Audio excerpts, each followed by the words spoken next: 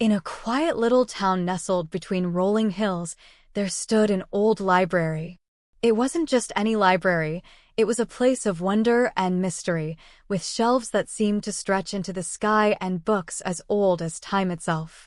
The library's caretaker was a kind-hearted librarian named Mrs. Maple, who had worked there for as long as anyone could remember.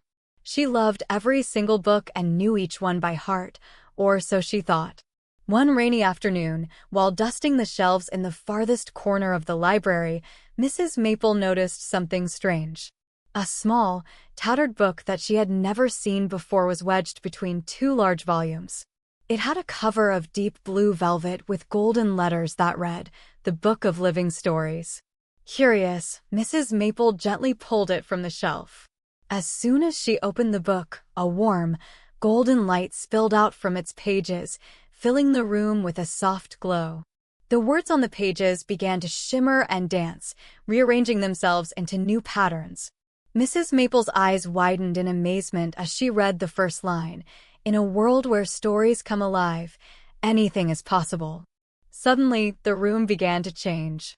The walls of the library seemed to fade away, and Mrs. Maple found herself standing in a lush, green forest.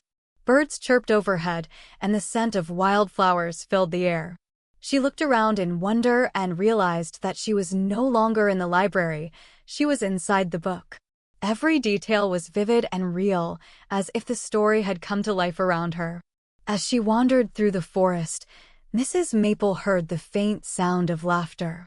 Following the sound, she came upon a group of woodland creatures gathered around a tiny campfire. There was a mischievous fox, a wise old owl, and a curious rabbit, all of whom greeted her with warm smiles. They introduced themselves as characters from one of the stories in the magical book, and they told Mrs. Maple that the book had been waiting for someone like her, a true lover of stories, to unlock its power. But there was a catch: the magic of the book could only be used to help others. If she chose to, Mrs. Maple could bring any story to life, but she had to use this gift wisely.